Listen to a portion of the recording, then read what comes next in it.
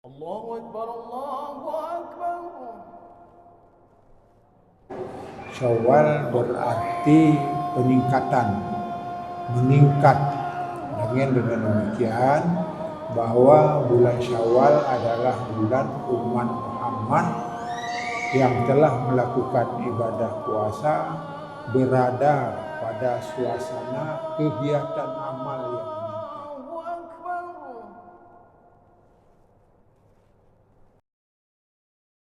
Assalamualaikum warahmatullahi wabarakatuh. Alhamdulillahilladzi faddala alaina bini'matil Islam wal iman. Wassalatu wassalamu ala sayyidina Muhammad wa ala alihi wa akhiril insan. Ya ayyuhal ikhwan, ittaqullaha fi sirri wal alan la'allakum tuflihuna fi sa'iris zaman. Jamaah salat maghrib yang berbahagia, pada malam hari ini adalah setelah bulan Ramadan kita memulai kembali pengajian rutin kita di masjid ini yang telah ditetapkan oleh imam besar tentang apa saja yang akan perlu disampaikan kepada kaum muslimin dan muslimat yang hadir di masjid, bahkan juga saudara-saudara kita yang mendengar melalui radio. Mudah-mudahan setiap saat akan ada manfaat, bahkan bisa-bisa ke depan masyarakat kita ini sudah banyak memperoleh ilmu-ilmu yang penting. Tentu saja pada malam hari ini kita akan memilih judul yang akan kita sampaikan berhubungan dengan pasca Ramadan, yaitu judul yang berhubungan dengan apa yang kita peroleh pada bulan Ramadan dan selanjutnya apa yang perlu kita persiapkan ke depan. Jamaah yang berbahagia, kita sudah sama maklum beberapa hari yang lalu setelah menyelesaikan ibadah bulan Ramadan dalam berbagai kegiatan puasa, tadarus Quran, dan juga selanjutnya dengan qiyamul lail dan lain-lain. Tentu saja banyak faedahnya, banyak pahalanya. Apalagi telah dikatakan bahwa bulan Ramadan adalah bulan yang paling berkat, bulan yang menerima semua amal berganda serta diampuni semua dosa-dosanya.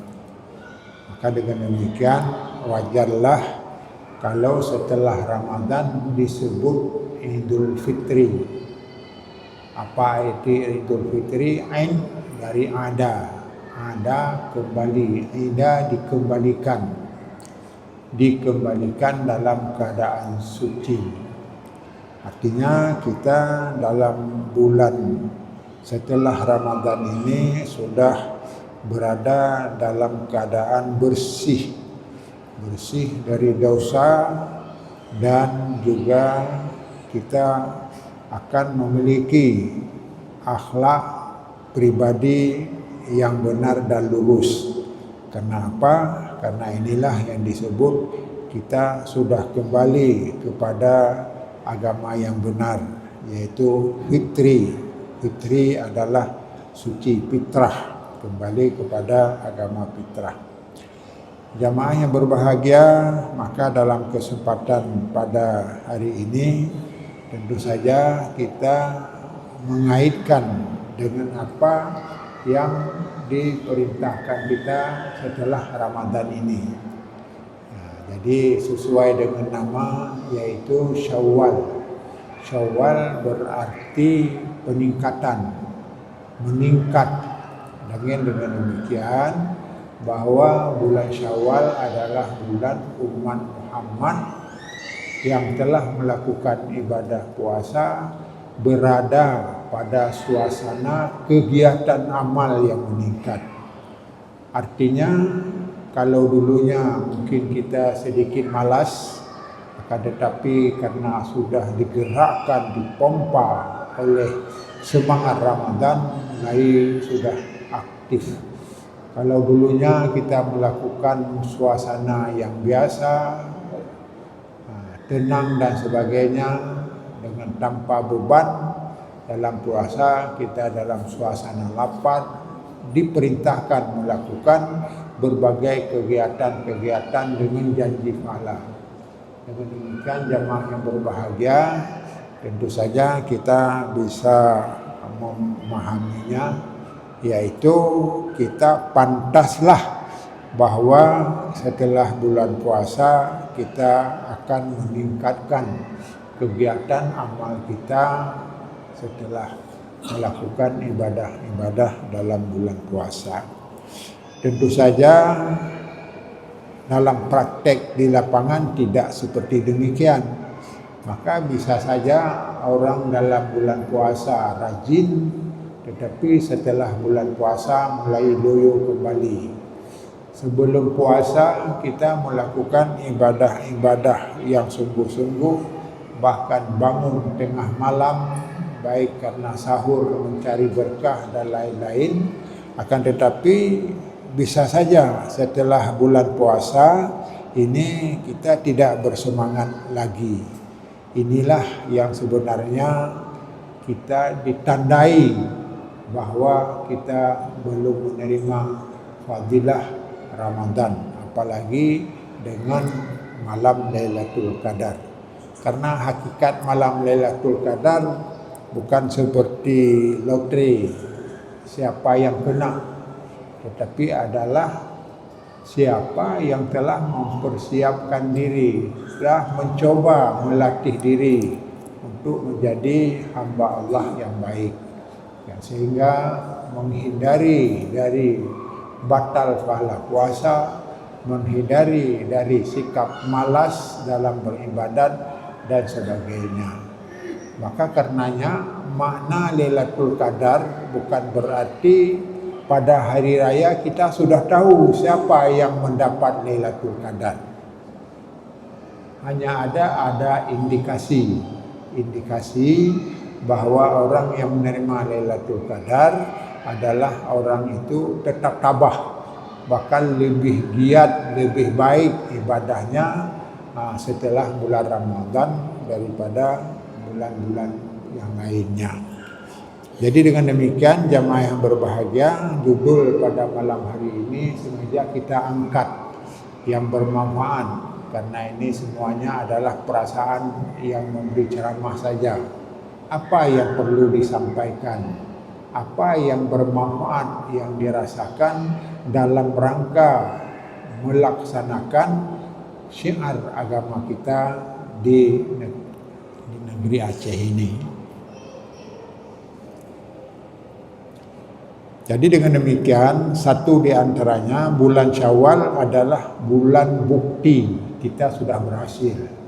Bulan yang telah digodok selama sebulan, yaitu dalam rangka meningkatkan ketakwaan kita kepada Allah Subhanahu wa taala, dan sekaligus pada gilirannya akan melahirkan profil-profil yang cinta gemar melakukan amal-amal ibadah lainnya. Jadi dengan demikian jamaah berbahagia, apa yang kita hasilkan dari didikan bulan Ramadan dibuktikan dengan setelah bulan Ramadan ini. Maka karenanya pantaslah kalau kita katakan bahwa ibadah bulan puasa itu adalah banyak sekali rahasianya. Kemarin sudah kita terangkan sebahagian dari rahasia bulan Ramadan, dan juga kita telah mendengar dari berbagai penceramah dalam YouTube dan sebagainya betapa dahsyatnya Allah menyediakan bulan Ramadan ini untuk hamba-hambanya. Dan ada yang menyatakan bahwa diberikan bulan puasa ini, bulan Ramadan ini dengan nilai kelebihan adalah karena Allah sayang kepada hambanya dengan amal yang terbatas. Kegiatan-kegiatan tertentu bisa menghasilkan seseorang itu adalah sama dengan beribadah dalam 1000 bulan, artinya dalam 83 tahun lebih. Ada yang kerja 83 tahun 4 bulan dan sebagainya. Tentu nilai ini adalah tidak mudah dan tidak ringan dan dahsyat kembali. Akan tetapi ada satu yang penting kita ingat, ini adalah kapan saja orang dalam bulan puasa ini melakukan ibadah dengan baik, itu sudah akan memperoleh pahala seperti itu. Kecuali kalau kita kerjakan tidak ikhlas. Yang pertama dan yang kedua, yang dikerjakan tidak sesuai dengan petunjuk Allah. Mungkin kalau kita membaca YouTube, perlu kita pertanyakan, ada yang salat tarawihnya 20 rakaat hanya dalam 10 menit. Dalam 10 menit. Maka ada ulama yang berpendapat itu tidak benar. Bahkan ada yang sekaligus menyatakan tidak sah. Kenapa? Karena dalam salat itu tidak memenuhi syarat. Di antaranya adalah tuma'ninah. Bagaimana kita salat tanpa tuma'ninah? Maka fawailul lil musallin, maka neraka willah diberikan kepada orang dalam melakukan salatnya. Bahkan pada masa Nabi ada orang dilatih, ditanya tentang ibadahnya. Maka dia melakukan salat di hadapan Nabi. Setelah selesai salam, dia datang menjumpai, sudah saya selesaikan, ulang lagi. Dia ulang lagi. Dan kedua ulang lagi juga dinyatakan belum, engkau melakukan salat tapi belum diterima salatnya. Jadi akhirnya apa yang menyebabkan adalah tuma'ninah.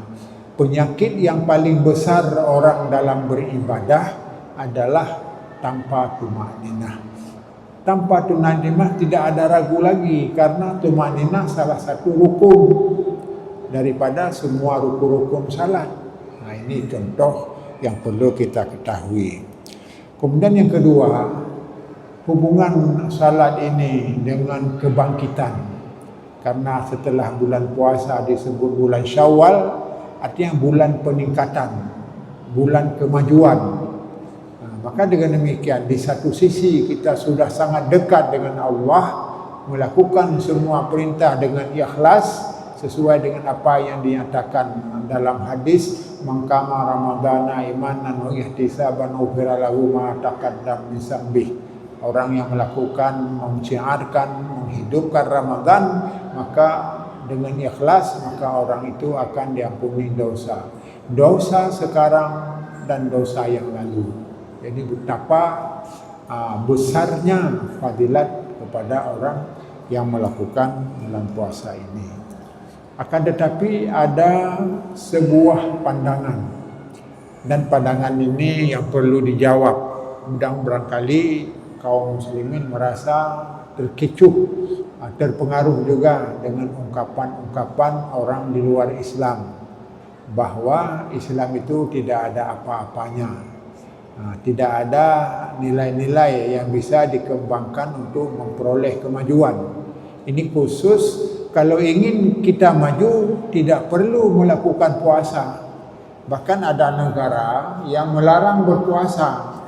Kenapa dilarang berpuasa, terutama negara Eropa di antaranya, yaitu karena menghilangkan semangat kerja, mengurangi produksi yang ingin dicapai. Maka karenanya pemerintah melarang melakukan puasa pada bukan negeri Islam. Yang sebenarnya ini sudah sangat keliru. Justru dengan berpuasa itu melahirkan kekuatan. Dan ini sudah ada penelitian penelitian dari non-muslim, bukan orang Islam. Penelitian betapa indahnya agama Islam, semuanya mengandung hikmah yang paling besar. Saya sangat menyadari bahwa apa yang telah diperintahkan oleh Rasulullah sallallahu alaihi wasallam itu mengandung makna hikmah yang besar dalam kehidupan manusia ini. Jadi dengan demikian, ini Dr. Gustav, yaitu guru besar di Universitas Harvard di Amerika, menyatakan ada beberapa ulama lain, ada beberapa sarjana lain yang menyatakan demikian, sehingga berkesimpulan tidak ada satupun yang cacat, yang kurang dalam ajaran agama Islam. Tidak ada yang cacat, hanya saja karena kita tidak ada tahu ilmu, maka tidak tahu apa. Bahkan kita sendiri ketika dinyatakan bahwa Islam pernah maju dahulu, yang mengalahkan negara barat, kita anggap itu bohong. Itu bohong. Karena apa? Tidak mungkinlah mengalahkan negara-negara maju seperti Amerika, Soviet dan lain-lain.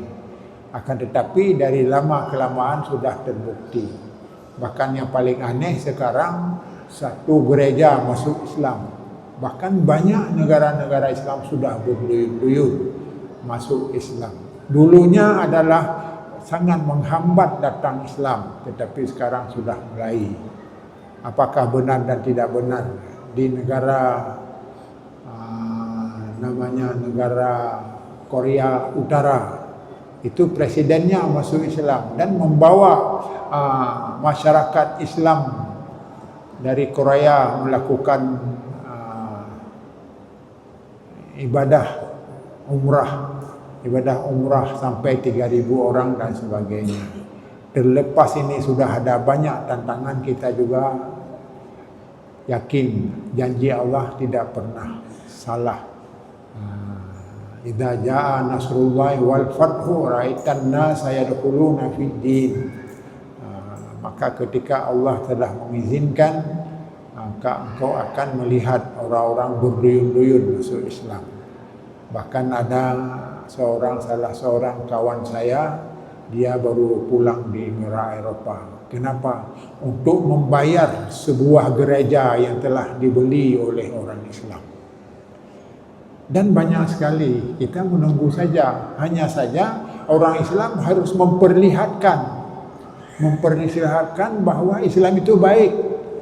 Jangan kita hanya pandai membaca Islam baik, tapi kenyataannya tidak baik.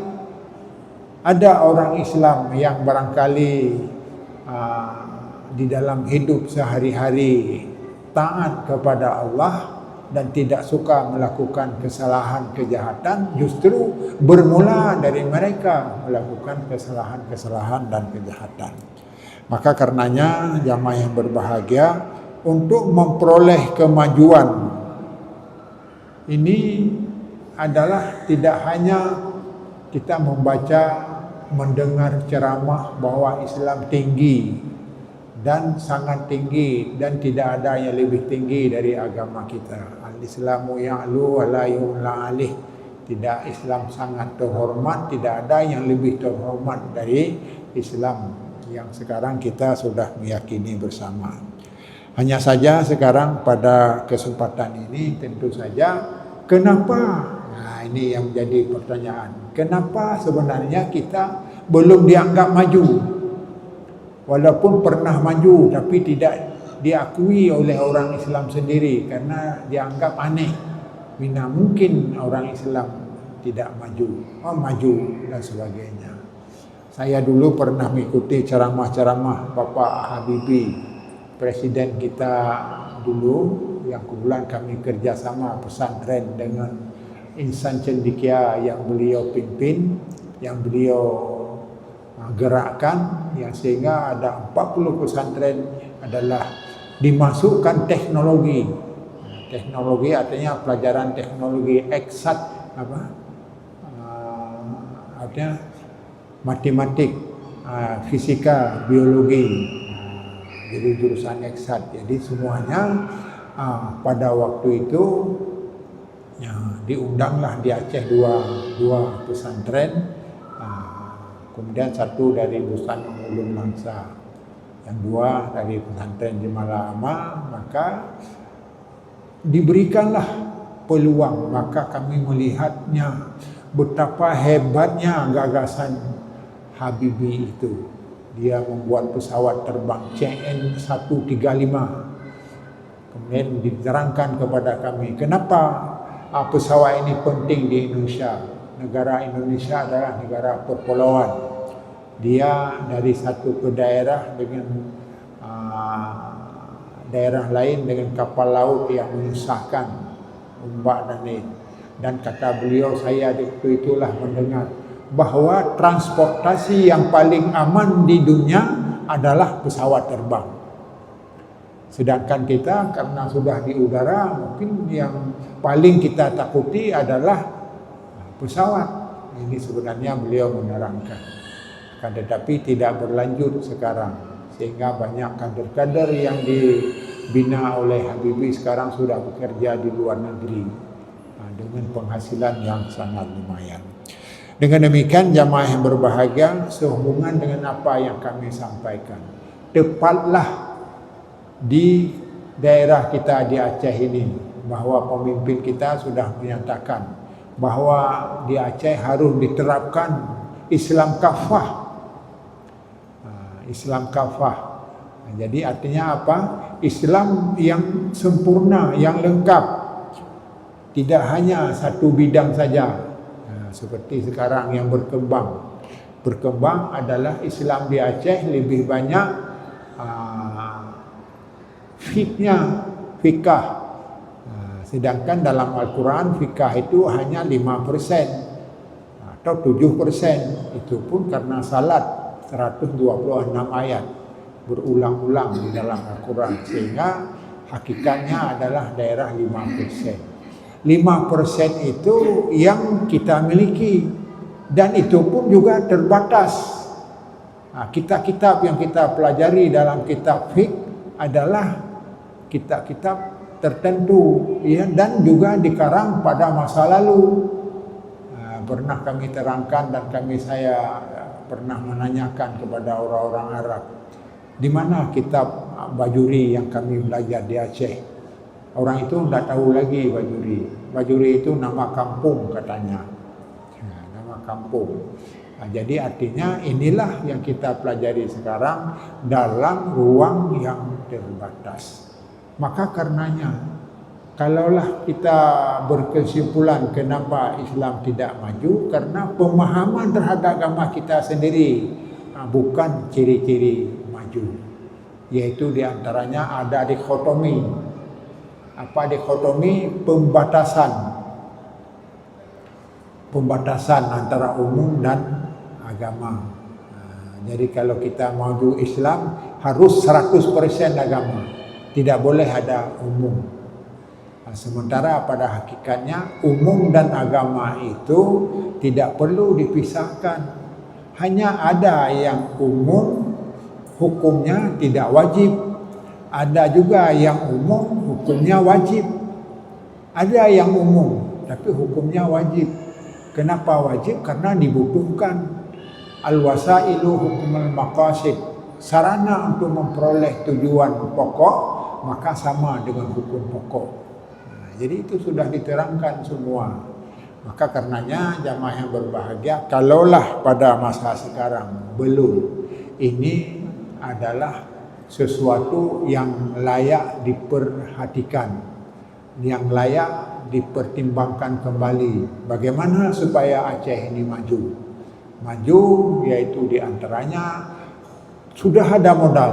Modal pertama adalah orang Aceh, orang yang kuat, bahkan disebut dengan fanatik agama. Fanatik itu tidak salah kalau benar. Artinya fanatik yang benar disebut dengan istiqamah. Maka orang yang istiqamah dalam agama itu adalah sangat baik dan akan memperoleh hasil yang sebaik-baiknya. Maka dengan demikian janganlah dituri pendapat diambil pendapat orang-orang di luar Islam bahwa Islam itu kolot, bahwa Islam itu tidak maju. dan sebagainya. Karena kesemuanya adalah sesuatu yang tidak ada bukti. Sebab dalam sejarah sudah disebutkan bahwa Islam itu sangat maju dalam semua aspek kehidupan. Bahkan saya membaca dalam sebuah karangan, termasuk WC sendiri diciptakan orang Islam. Bahkan pernah entah di sini kami sampaikan, saya membaca dalam sebuah itu, orang Australia menyatakan kalau bukan karena agama yang diciptakan oleh Islam, yaitu tentang matematik, fisika, biologi, mungkin kita belum pernah fisika dan ini tidak pernah bisa mendarat di bulan. Jadi dengan demikian dalam Al-Quran sudah disebutkan tentang pentingnya ilmu pengetahuan dalam rangka meraih kemajuan. Maka berbeda. Tentu maju yang dimaksudkan dalam Islam, maju yang sesuai dengan kehendak Allah, maju sesuai dengan kehendak agama. Bukan maju yaitu banyak uang, karena ada perasaan sekarang maju itu kalau banyak harta. Maka sebenarnya tidak demikian. Bahkan dalam kegiatan harta yang salah justru akan melahirkan malapetaka untuk negara itu sendiri. Maka banyak negara-negara, bahkan sekarang kita melihat di Amerika dengan kebakaran yang belum berhenti sepenuhnya. Dan banyak lagi hal-hal kita tidak perlu mengungkit, karena sering tradisi orang Islam yang baik-baik saja diungkap, sementara kelemahannya tidak pernah diperbaiki. Maka dengan demikian sesuailah apa yang dikatakan di dalam pengertian Islam. Syariat Islam itu apa? Dengan memahami arti yang sebenarnya, maka sekaligus memahami Islam yang kita maksudkan. Jadi di sini disebutkan asyariatu nuzumul ladzi syara'allahu usulaha liya'khudhal insanu ma alaqatu bi rabbih wa ma alaqatu bil insani wa ma alaqatu bil muslim wa ma alaqatu bil kauni wal hayah. Syariat adalah sesuatu aturan, pedoman, undang-undang yang mengatur bagaimana hubungan kita dengan Allah. Hubungan kita dengan Allah, dengan salat dan sebagainya yang sudah kita ketahui bersama. Dan yang kedua, hubungan kita sesama manusia. Manusia itu ada dua, ada muslim, ada non-muslim. Dengan muslim kita berkiprah dengan baik, non-muslim pun kita harus bergaul dengan baik. Dan yang ketiga adalah bil kauni, dengan lingkungan. Dengan lingkungan, kalau di Indonesia lingkungannya bagaimana? Islam mengatur tentang lingkungan, tentang pertanian, tentang macam-macam. Dan yang terakhir, wabil hayah, artinya semua kehidupan, semua keadaan yang berhubungan dengan kehidupan diatur oleh Islam. Tidak ada yang ditinggalkan, semuanya diatur. Dengan diatur berarti lengkaplah. Maka bagaimana kita menyudutkan Islam sedangkan Islam sudah mengatur. Dan insya Allah ketika orang Muslim sudah mulai bangkit, mungkin akan terasalah betapa indahnya agama kita ini. Baik dalam hubungan pribadi, demikian pula hubungan dengan masyarakat dan negara. Jamaah yang berbahagia, maka dalam kaitan dengan ini barangkali ada sesuatu yang perlu kita pelajari yang disebut dengan tantangan. Puasa membina kita untuk bangkit, untuk memiliki potensi yang kuat dalam rangka memperoleh kemajuan. Baik kemajuan hubungan dengan Allah, baik kemajuan hubungan dengan dunia. Hubungan dengan dunia apa? yang dibenarkan oleh dunia, yang dibenarkan oleh agama. Anta a'lamu bi umuri dunyakum. Engkau lebih paham apa, kata Rasulullah, apa dengan kebutuhan di dunia. Maka dunia sangat peduli. Jadi dengan demikian makna peduli di sini tidak boleh kita meninggalkan kehidupan kita. Bahkan dalam ayat sudah dinyatakan tidak boleh kita meninggalkan hal-hal yang dibutuhkan oleh manusia itu sendiri. Jadi dengan demikian puasa ini yang disebutkan di dalam kitab yaitu musaidu ala taqwiyatil jismi ahabbu min ahabbi syara'i wa a'zamu al-qurbati. Artinya puasa itu adalah sangat menolong untuk memperkuatkan tubuh. Jadi orang sekarang yang nampak bahwa puasa itu melemahkan, lemah, bahkan 2 jam 3 ini sudah mulai lapar, lemahlah, tidak ada tenaga. Bahkan perang di Mesir dulu orang berpuasa, dalam puasa perangnya menang. Banyak hadis-hadis Rasulullah menerangkan tentang kekuatan umat itu bukan dari banyak makan. Tidak dengan banyak makan itu, bahkan ada, saya membaca dulu waktu belajar, orang yang banyak makan itu orang lemah. Ada orang yang minum khamar, orang minum khamar itu kuat. Maka disebutkan dalam itu orang yang paling lemah adalah orang yang minum khamar. Itu tidak ada kekuatan apa-apa. Jamaah yang berbahagia, dalam kesempatan singkat ini karena waktunya, ini permulaan dengan tujuan mari kita bangkit. Tujuannya mari kita bangkit. Bangkitnya apa? Melalui pedoman yang telah disampaikan. Hikmah dari puasa yang paling banyak ini harus segera dirubah. Pernah dalam pengajian yang lalu, justru puasa itu tidak menentukan semua hal kegiatan dalam ibadah kita, tetapi ada yang lebih baik lagi. Ala ukhbirukum bi afdali darajati siyam wa salah bi darajati salah wa siyam wa sadaqah. Kalau ya Rasulullah, maka ketika ditanya maka perlukah saya memberitahukan apa yang amal itu yang paling besar pahala, melebihi salat, melebihi puasa, serta melebihi segala amal sedekahnya? Mereka sahabat menjawab, islahul bain, yaitu berdamai.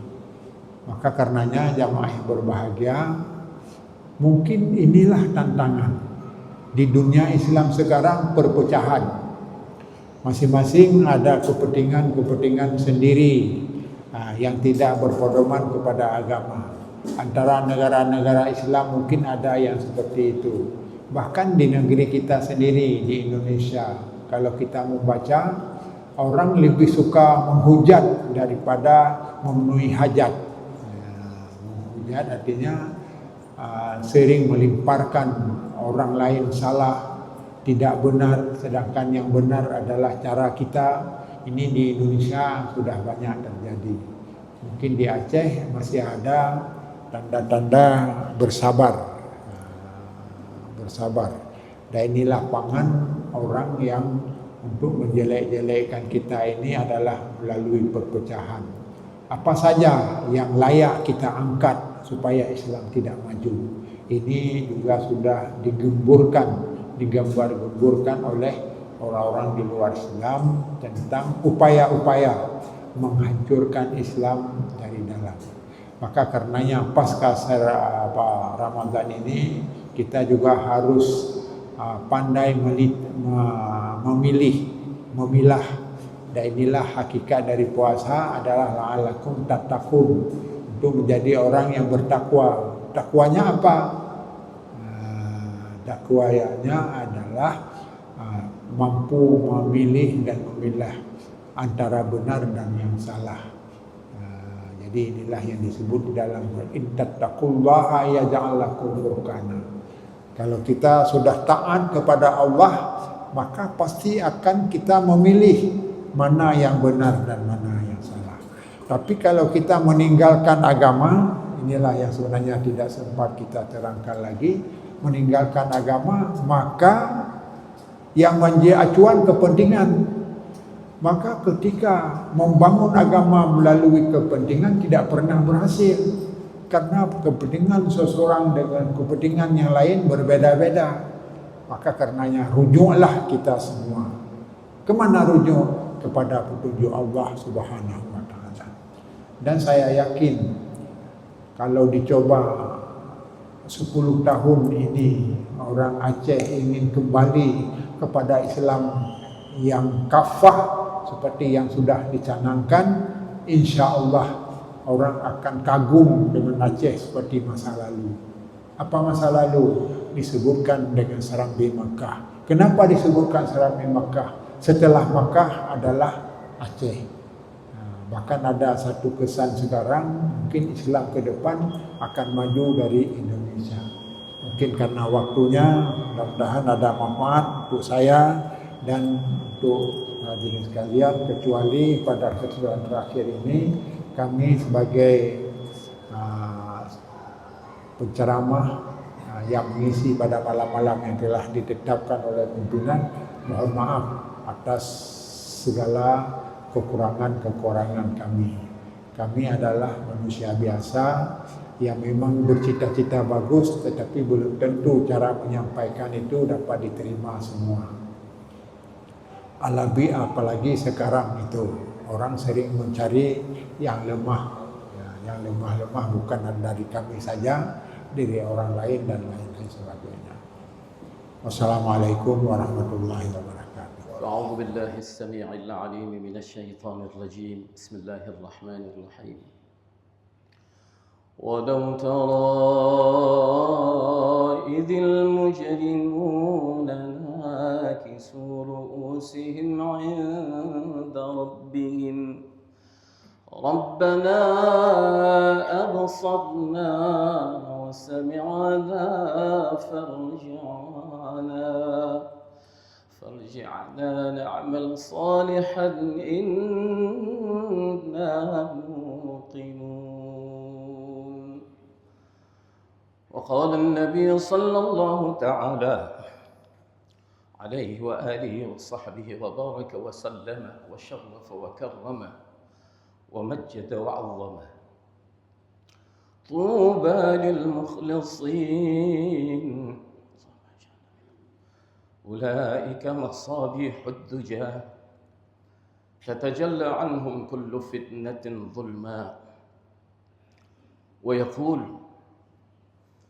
المؤمنون هينون لينون كالجمل الآنف إن قيل انقاد وإن أنيخ على صخرة استناخ أو كما قال النبي صلى الله تعالى عليه وآله وصحبه.